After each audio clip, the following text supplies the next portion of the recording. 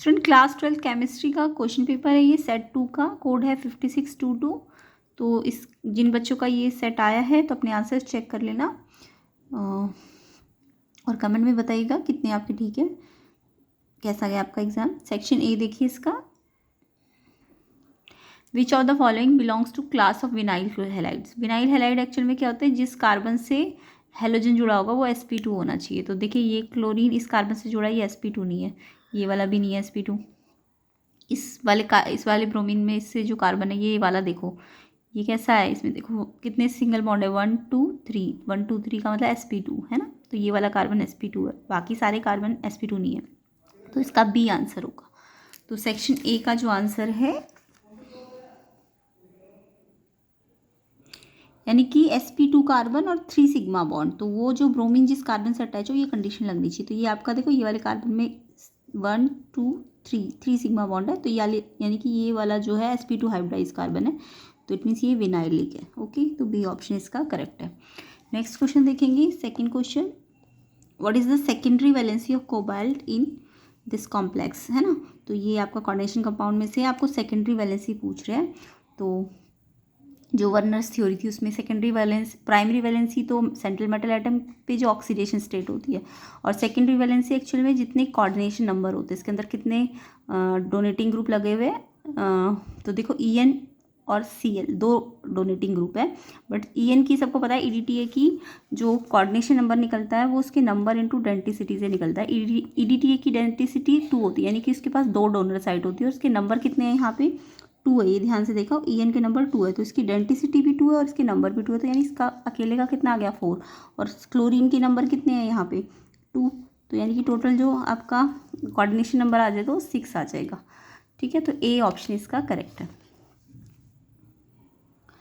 Next question है, when benzene diazonium chloride react with phenol, तो एक डाई बनती है, ये तो सबको पता है।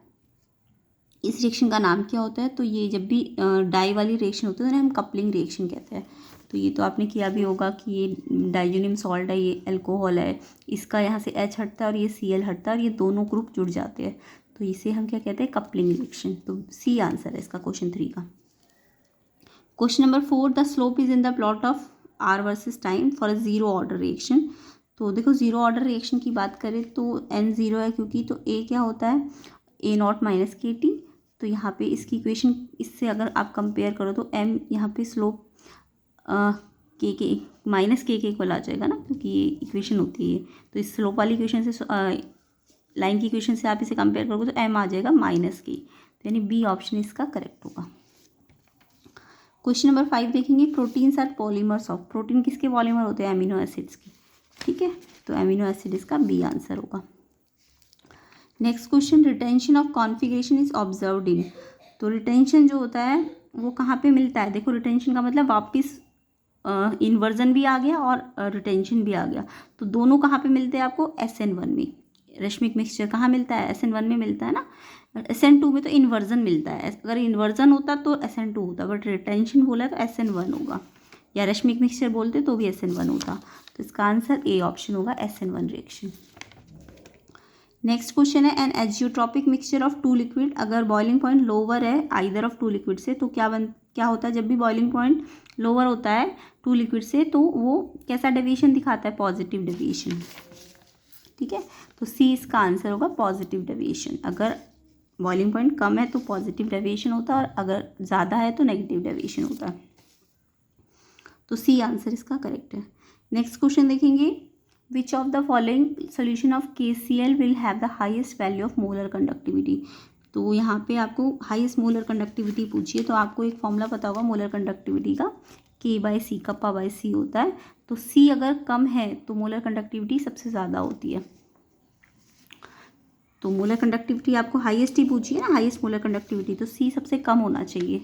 तो C सबसे कम इसमें से कौन सा वाला है, कंसंट्रेशन सबसे कम, देखो 0.1 0.5 0.01 ये सबसे कम है, तो ए ऑप्शन इसका करेक्ट है, तो इसका आंसर होगा ए ऑप्शन।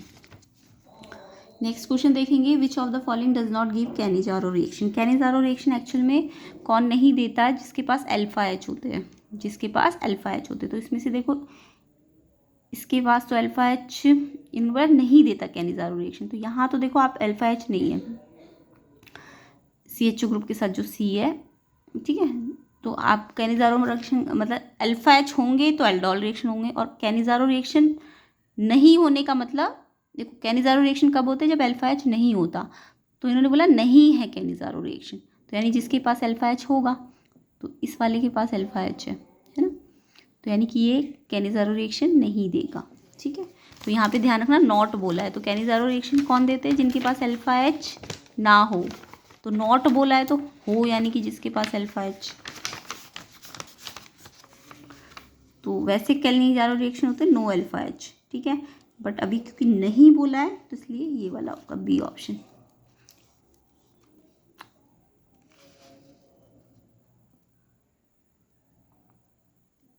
यहाँ तो अल्फा एच है ना, यहाँ नहीं है ना अल्फा एच, इस वाले CHO के साथ जो C है इसके पास अल्फा एच थोड़ी ना है, एच नहीं है, डायरेक्ट अटैच, ठीक है। इस वाले में भी एच, क्योंकि 4 बॉन्ड हो गए ना कंप्लीट, इस पर भी अल्फा एच नहीं है, इस पर भी अल्फा एच नहीं है, तो ये तीनों तो कैनिज़ारो दिखा रहे हैं। तो अल्फा एच अगर होगा इसमें है, तो इसलिए ये नहीं दिखा रहा कैनिज़ारो रिएक्शन, ये एल्डोल दिखा रहा है एक तरह से, तो इसका बी आंसर होगा। 10th क्वेश्चन देखेंगे, which of the following reactions are feasible, कौन सी रिएक्शन है जो फिजिबल है इनमें से।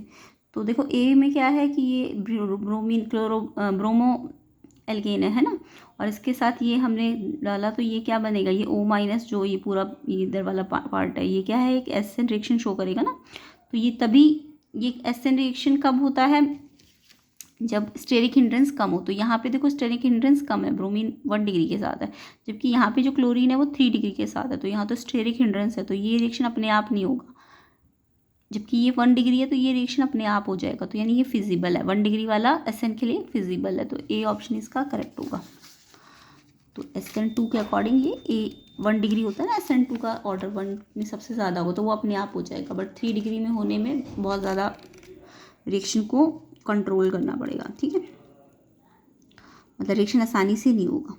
तो 1 डिग्री में इजीली हो जाएगा, तो फिजिबल है, तो ए इसका आंसर है। Aldehyde and ketone react with hydroxylamine to form, aldehyde और कीटोन हाइड्रोक्सिलामाइन के साथ रिएक्ट करके क्या बनाते हैं, तो बहुत फेमस एल्डिहाइड एंड कीटोन क्या बनाते हैं, ऑक्साइन बनाते हैं ना। तो ये हमारे पास अगर एल्डिहाइड है और ये आपका हाइड्रोक्सिलामाइन है, तो ये आपका ऑक्साइन बना देंगे, ठीक है। बी ऑप्शन इसका करेक्ट है। 12th क्वेश्चन देखेंगे, for a reaction 2A gives 3B, rate of reaction -dA/dt बोला है आपको, किसके इक्वल है, तो आपको ये सबको आता ही होगा। रेट ऑफ रिएक्शन अगर हम रिएक्टेंट की साइड से बोले तो देखो रिएक्टेंट में 2 है तो हाफ हो जाएगा, है ना, और रिएक्टेंट में माइनस का साइन आएगा, हाफ dA/dt, और अगर प्रोडक्ट की साइड बोले तो 3 है तो 1/3 dB/dt, प्रोडक्ट होता है तो पॉजिटिव लेते हैं।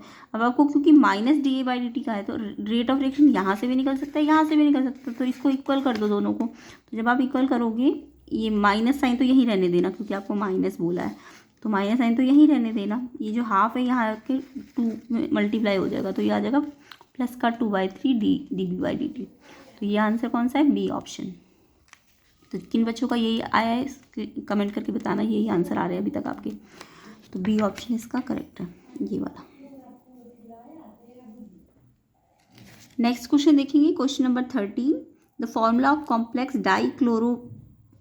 डाइक्लोरिडो बिस इथेन 1,2 डाइअमीन प्लेटिनम 4 नाइट्रेट इज। तो देखो पहले तो बात प्लेटिनम 4 होना चाहिए, उसके अलावा नाइट्रेट, और आपको बोला है कि डाइक्लोरोडो बिस का मतलब जो ये हमारा EDT है वो 2 होना चाहिए, ठीक है। तो वैसे तो सब में EDT तो 2 ही है, प्लैटिनम 4 होना चाहिए, और साथ में नाइट्रेट होना चाहिए। तो नाइट्रेट का मतलब क्या है कि NO3 बाहर होना चाहिए, तो यहाँ पे NO3 बाहर है और यहाँ पे NO3 बाहर है, कॉम्प्लेक्स के अंदर नहीं होना चाहिए, नाइट्रेट बोला है ना। तो यानी ये जो कॉम्प्लेक्स है वो कैसा होना चाहिए, पॉजिटिव होना चाहिए। तो यहाँ पे भी कॉम्प्लेक्स पॉजिटिव है और इस वाले में भी पॉजिटिव है, बट इस वाले में देखो तो यहाँ पे पॉजिटिव नहीं है ना, ये तो 0 है, यहाँ तो नाइट्रेट अंदर है, बाहर थोड़ी ना है। तो नाइट्रेट कहाँ होना चाहिए था, इस कॉम्प्लेक्स के बाहर होना चाहिए था, तो इन दोनों में B और C में बाहर है। उसके अलावा प्लैटिनम 4 की कंडीशन लगानी है, तो प्लैटिनम 4 इस वाले में आएगा, ठीक है। और आप बाकी सारी चीज़ें चेक करना कि बिस होना चाहिए, और यहाँ पे ये कंडीशन नहीं आ रही है क्योंकि एक NO3 बाहर अंदर भी डाला हुआ है, जबकि यहाँ पूरा बाहर है। तो ये इन सारी कंडीशंस को फुलफिल कर रहा है, बी ऑप्शन इसका करेक्ट होगा। तो इसमें आप निकाल के देखना, प्लैटिनम का आपका 4 आएगा ऑक्सीडेशन स्टेट, ठीक है, क्योंकि क्लोरीन की -1 होती है, EN की 0 होती है। तो ये 4+ का रखोगे तो ये भी, ये इसका चार्ज, इस चार्ज को जितना ये नेगेटिव आएगा ना उतना ये पॉजिटिव आ जाएगा। तो यानी कि ये आपका करेक्ट होगा, बी। नेक्स्ट देखेंगे, which one among the following metal of 3D series has the lowest melting point. सबसे कम मेल्टिंग पॉइंट किसका है? तो देखो, जिसके पास अनपेयर्ड इलेक्ट्रॉन है, ठीक है। तो कॉपर का अगर हम कहें तो क्या होता है, 4s1 3d9, 4s2 3d9 होता है, फिर हम उसे चेंज करते हैं तो 4s1 3d10 हो जाता है तो इसका भी 3d10, बट जिंक का देखो 4s2 3d10 होता है, वहाँ पे ऑटोमेटिकली 4s2 और 3d10 आ जाता है, हमें बनाना नहीं पड़ता है। तो यानी कि ये वाला जिंक के अंदर जो होता है मतलब फील्ड होता है ये, तो स्टेबल है ना, ये फील्ड और बाइट लगी हुई, फुल्ली फील्ड। तो जिंक जो है इसके अंदर नो अनपेयर्ड इलेक्ट्रॉन है, दैट्स वाई इसका लोवेस्ट मेल्टिंग पॉइंट होगा जिंक, सी ऑप्शन इसका करेक्ट है। उसके बाद आपके एजर्शन रीजन्स है, तो एजर्शन रीजन को भी देख लेते हैं। Question number 15, elevation in boiling point is a colligative property. तो ये तो ट्रू है, एलिवेशन कॉलिगेटिव प्रॉपर्टी है, ठीक है। But the lowering of vapour pressure of solution causes elevation in boiling point. तो यहाँ पे देखो एक वर्ड बच्चों ने टिक किया होगा इसको भी, बट यहाँ पे ना लोवरिंग लिखा है, रिलेटिव लोवरिंग होता है एलिवेशन इन बॉइलिंग पॉइंट। तो यहाँ पे रिलेटिव लिखा होता तो ये ट्रू होता, बट यहाँ पे लोवरिंग लिखा है, जस्ट लोवरिंग लिखा है, तो रिलेटिव वर्ड क्योंकि नहीं है यहाँ पे तो ये फॉल्स है, रीज़न आपका फॉल्स है, तो इसका आंसर सी होगा। इसके बाद 16 क्वेश्चन देखेंगे। एजर्शन में आपको बोला है chlorobenzene is resistant to electrophilic substitution reaction. Yes, chlorobenzene जो होता है वो क्या करता है, रेजिस्टेंस करता है इलेक्ट्रोफिलिक सब्स्टिट्यूशन रिएक्शन को, ठीक है। और उसके बाद रीजन वाली स्टेटमेंट है, CCl बॉन्ड क्लोरोबेंजीन में पार्शियल डबल बॉन्ड करेक्टर होता है रेजोनेंस के कारण। यस, ये भी ट्रू है, तो ये दोनों ट्रू है, ठीक है। और ये जो रीज़न है इसको एक्सप्लेन भी कर रहा है कि इलेक्ट्रोफिलिक सब्स्टिट्यूशन रिएक्शन को, तो यानी कि इसका एजर्शन भी ठीक है, रीज़न भी ठीक है, और एक्सप्लेनेशन, अच्छा एक्सप्लेनेशन शायद करेक्ट नहीं दे रहा ना, क्योंकि ये रीज़न तो नहीं बता पा रहा ना इलेक्ट्रोफिलिक सब्स्टिट्यूशन रिएक्शन क्यों है, तो यानी कि रीज़न एक्सप्लेन नहीं हो रहा, तो बस ये ट्रू है स्टेटमेंट दोनों। तो एजर्शन और रीज़न ट्रू है बट एक्सप्लेनेशन करेक्ट नहीं है, तो बी है इसका आंसर। इसके बाद conductivity decreases with decrease in concentration of electrolyte. Conductivity decrease हो जाती है decrease in concentration of electrolyte से। यस, ट्रू है ये, क्योंकि आपको पता है कंडक्टिविटी का मतलब आयन पर यूनिट वॉल्यूम होता है। अगर आप कंसंट्रेशन डिक्रीज कर रहे हो तो डाइल्यूशन बढ़ेगा ना, डिक्रीज इन कंसंट्रेशन करने से। तो अगर डाइल्यूशन बढ़ेगा, पानी बढ़ जाएगा, तो आयन पर यूनिट वॉल्यूम क्या हो जाएंगे, कम हो जाएंगे, यानी कि आयन पर यूनिट वॉल्यूम को ही तो हम कंडक्टिविटी कहते हैं ना, तो कंडक्टिविटी क्या हो जाएगी, कम हो जाएगी कंसंट्रेशन ऑफ इलेक्ट्रोलाइट के डिक्रीज होने से। ट्रू है ये। Number of ion per unit volume that carry the current in a solution decreases on dilution. तो ion per unit volume the carry the current, yes ये भी ट्रू है, और ये रीज़न भी ट्रू है कि ये ion per unit volume decrease हो जाते हैं। तो ये रीज़न ही तो मैंने आपको समझाया ना, इसी के कारण तो कंडक्टिविटी कम हो रही है। तो दैट्स वाई ये एजर्शन भी ठीक है, रीज़न भी ठीक है, तो इसलिए इसका आंसर ए, और एक्सप्लेनेशन भी ठीक है, इसलिए ए आंसर है क्वेश्चन नंबर 17 का। क्वेश्चन नंबर 18 देखेंगे। एजर्शन आपको है, एजर्शन की स्टेटमेंट है, transition metal have high enthalpy of atomization. Yes, transition metal की हाई इंथैल्पी होती है एटमाइजेशन, ये तो एजर्शन ट्रू है आपका। उसके बाद रीज़न है कि greater number of unpaired electron होंगे ट्रांजिशन मेटल में, तो वीक मेटेलिक बॉन्डिंग होगी। नहीं, जितने ज़्यादा अनपेयर्ड इलेक्ट्रॉन है मेटेलिक बॉन्डिंग उतनी स्ट्रांग होती है, तो ये रीज़न आपका फॉल्स है, ठीक है। तो एजर्शन ट्रू है, रीज़न फॉल्स है, तो इसका आंसर सी ऑप्शन होगा, ठीक है। जितने क्वेश्चन अभी तक मैंने आपको कराए इसमें से आप मुझे बताइएगा कमेंट में कि आपके कितने ठीक है, क्वेश्चन नंबर 1 से 18 तक सेक्शन ए की। उसके अलावा इसका सेक्शन बी जो है वो हम नेक्स्ट पार्ट में करेंगे, ठीक है। तो ये कंप्लीट आपको सोल्यूशन मिल जाएगा, और साथ में आप बताइएगा कि आपका एग्ज़ाम कैसा गया, ठीक है। और वीडियो को शेयर कर देना, चैनल को सब्सक्राइब भी कर देना।